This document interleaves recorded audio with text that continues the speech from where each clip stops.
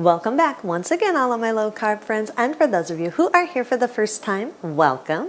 Today I have another tasty ice cream recipe for you guys. Today I'm going to teach you how to make super easy keto ice cream sandwiches. This recipe is super delicious and super simple. And if you want a printable version of this, you can check out my website at janetsdeliciouslowcarbkitchen.com. You can find printable versions of this and other goodies there for you. And if you're new to the channel and you'd like to see lots more easy, delicious keto recipes, make sure you click that subscribe button and click the notification bell that's right next to the subscribe button. That way you can be notified every time I put out videos every Wednesday and Saturday. And if you'd like to help support the channel, make sure you scroll down in the description of the video. You'll see some Amazon affiliate links. Anytime you purchase anything from those Amazon affiliate links, a small portion of your purchase will go to me and will help to support the channel. You'll also see a link to Jave Coffee. Anytime you purchase anything from Jave Coffee using that link, a small portion of your purchase will also go to me and help support the channel. And while you do all that, let's get cooking.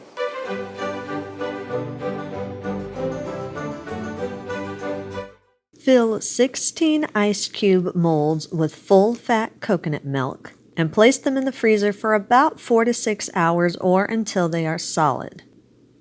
Once the coconut milk ice cubes are solid, place them in a large blender. Make sure your blender is strong enough to be able to crush ice. Add 2/3 cup of coconut cream or heavy whipping cream, 1/4 cup of powdered monk fruit allulose blend or powdered sweetener of your choice. You can add more or less depending on how sweet you want your ice cream. 1 to 2 tablespoons of vanilla extract, more or less depending on how much of vanilla flavor you want in your ice cream. I usually do closer to 2 tablespoons. And 1.5 teaspoons of xanthan gum. Yes, you need the xanthan gum. This is what helps your ice cream to get thick quickly.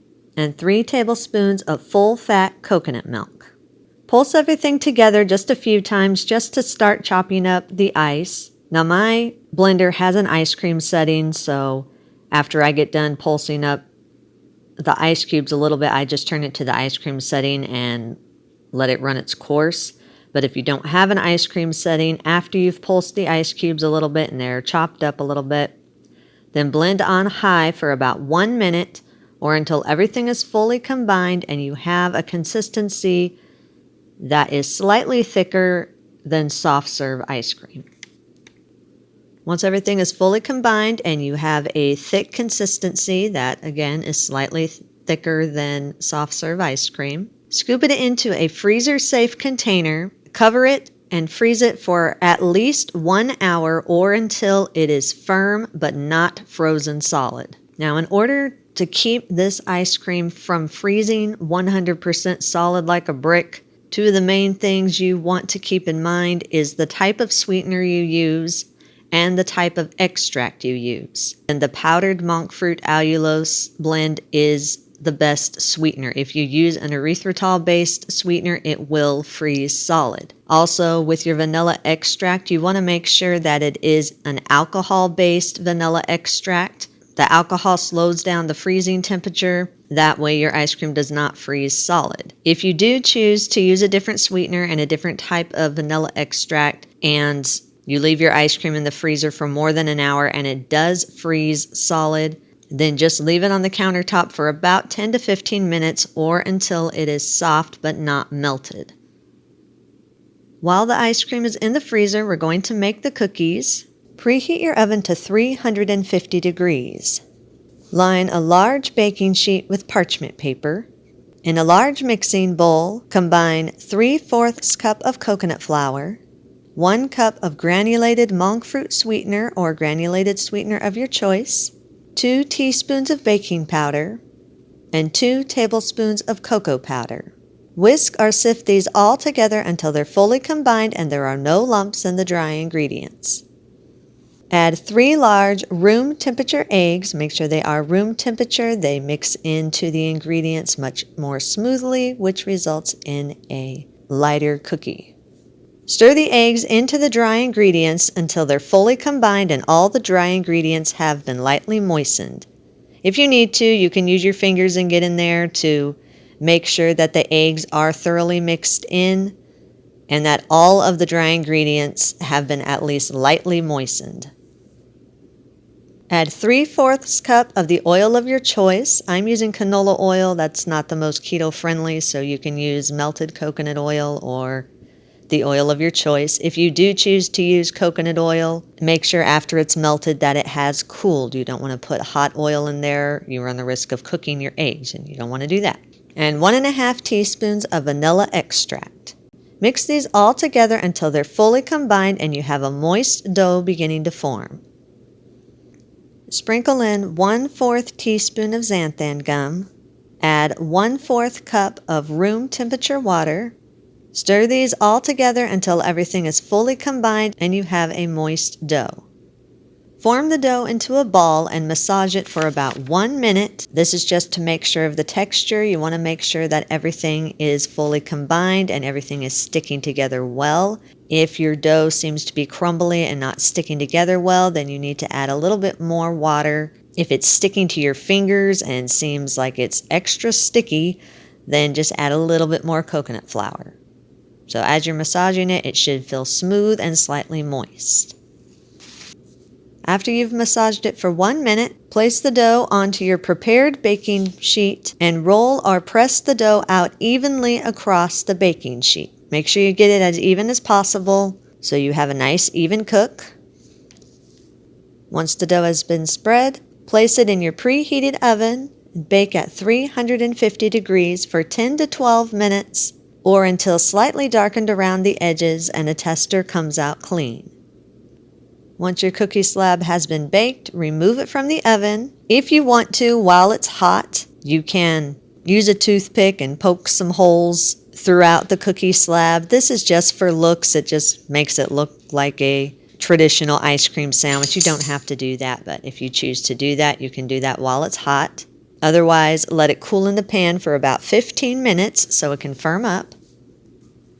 After the cookie slab has set for about 15 minutes, very carefully cut the cookie slab into 12 equal rectangles. Do this very carefully because the cookie slab will still be warm, and gluten-free baked goods, as long as they are warm, are still very fragile, so be very careful.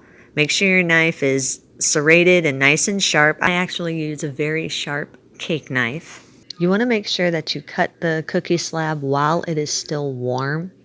If you wait till it cools off, you run the risk of the cookie slab breaking while you cut it. So it's best to do it while it is still warm. Just be careful. Then allow them to cool completely in the pan before you put the ice cream on them. Make sure they cool completely, about another 20-30 minutes or so. While they're cooling, line an 8 by 13 inch cake pan with plastic wrap.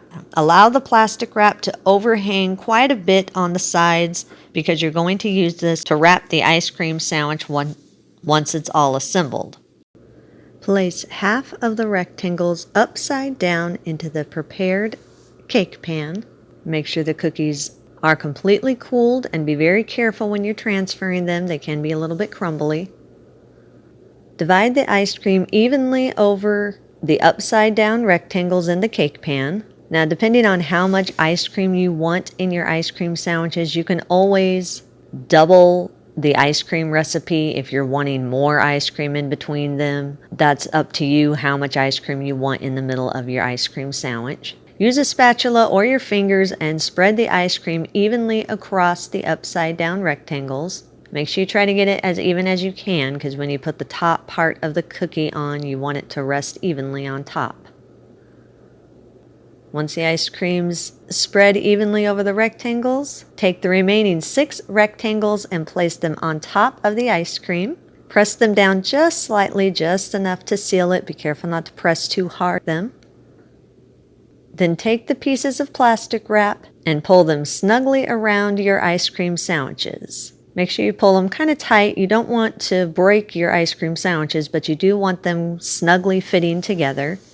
Then place it in the freezer and freeze for about 2 hours or until they are solid.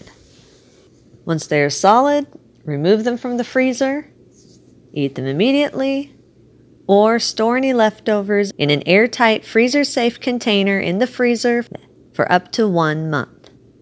Eat and enjoy. And that's our recipe of the day. I hope you enjoyed it. If you did and you want to see more videos like this, make sure you click that thumbs up like button, click that subscribe button, leave me a comment if you want to. Let me know if there's any recipes that you'd like to learn how to make, and I'll do what I can to get those out there for you. And as always, keep cooking.